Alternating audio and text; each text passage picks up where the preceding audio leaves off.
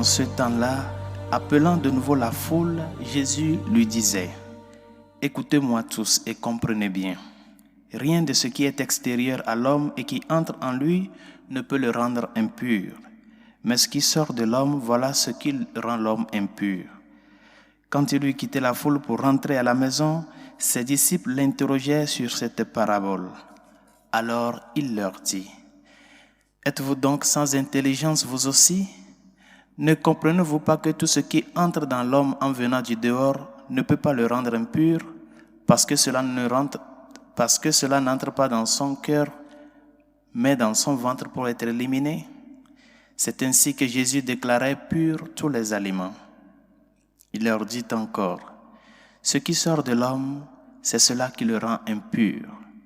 Car c'est du dedans du cœur de l'homme que sortent les pensées perverses, inconduite, vol, meurtre, adultère, cupidité, méchanceté, fraude, débauche, envie, diffamation, orgueil et démesure. Tout ce mal vient du dedans et rend l'homme impur. Acclamons la parole de Dieu. Louange à toi, Seigneur Jésus. Parler du cœur de l'homme ne se résume pas à le considérer seulement comme un organe biologique de vie qui nous permet de vivre et de survivre, mais aussi c'est le lieu des relations. Les Juifs considèrent le cœur humain comme le siège de la vie consciente. Et c'est pour cela que un Juif pense avec le cœur et non avec la tête. Parce que c'est de là que se fait la vie. C'est le centre de l'homme. Et dans tous les passages bibliques où on parle du cœur humain, on se réfère toujours à ce centre de vie. C'est-à-dire que c'est le lieu que se prennent les décisions cruciales. C'est le lieu que s'illuminent les chemins lointains de la vie. C'est le lieu que nous faisons l'expérience de l'amour et de la connaissance. Par conséquent, celui qui parle du cœur parle de l'amour, parle de la relation, parce que le cœur est le symbole de l'amour. Et c'est pour cela que nous devons savoir que toutefois et toutes les fois que nous mettons en exergue, ou bien que l'Évangile, ou bien que les Saintes Écritures mettent en exergue la réalité du cœur humain, c'est pour nous dire que le centre de la vision de l'homme se trouve dans l'amour. Et c'est pour cela qu'il est important de faire attention par rapport à ce qui sort de nos bouches, ce que nous pensons, ce que nous disons et ce que nous faisons. Et c'est pour cela que le Seigneur interpelle ses contemporains par rapport à cette rectitude de vie. Parce que dans notre cœur, il y a une lutte constante entre le bien et le mal qui s'opère. Et c'est à nous de laisser l'homme nouveau prendre le dessus sur le vieil homme. Parce que la réalité de la concupiscence a fait que notre cœur est divisé entre le bien et le mal. Et c'est pour cela qu'il est très important d'éduquer le cœur humain, d'éduquer la conscience humaine, de former ce cœur-là, non pas au sens biologique, mais au sens humain et au sens spirituel. Parce que nous sommes tous des êtres de relation. Si Dieu est relation et l'homme est créé à l'image et à la ressemblance de Dieu, cela voudrait dire que l'être humain est un être de relation. Nous sommes appelés à vivre avec les autres. Notre vie en Dieu aussi est basée sur la relation. Et toute relation implique avant toute chose loyauté, confiance, fidélité, préoccupation pour l'autre. Et tout ça là doit être pour nous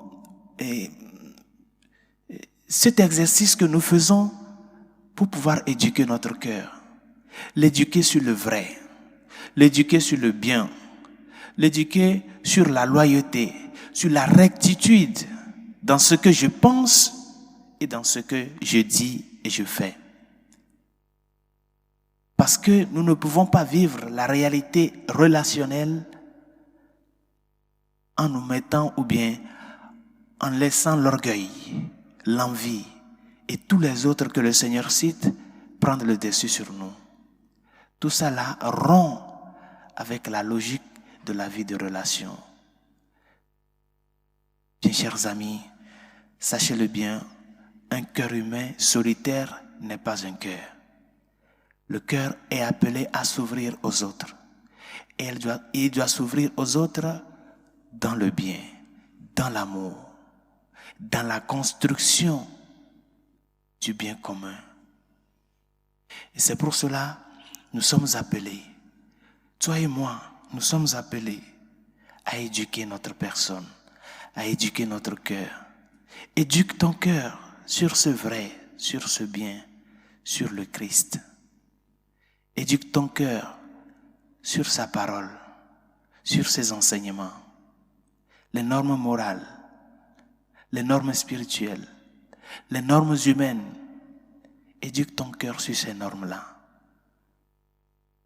Parce que si nous parvenons à nous mettre dans cet exercice constant et persévérance de l'éducation de notre cœur, qui est le centre de notre vie,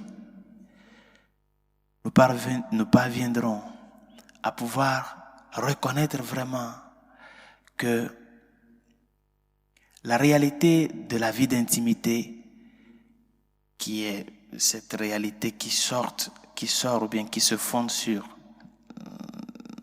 le contexte de l'amour,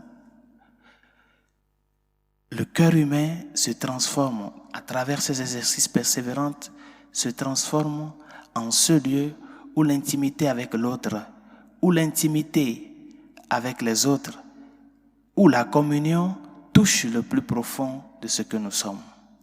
Nous sommes relation et se convertit en ce que nous appelons l'amour, le vrai amour et la vraie connaissance qui n'est que le Seigneur.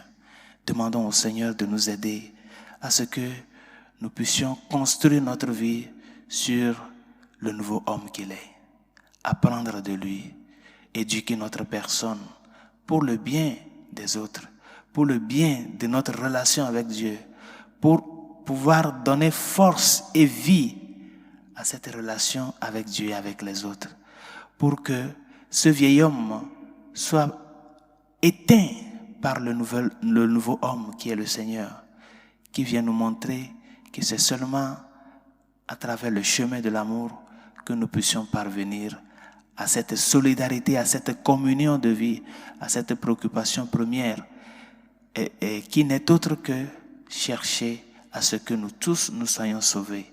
Non pas seulement un salut du point de vue personnel, mais plutôt le salut du point de vue universel, du point de vue fraternel. Que le Seigneur nous aide et que sa grâce nous réconforte.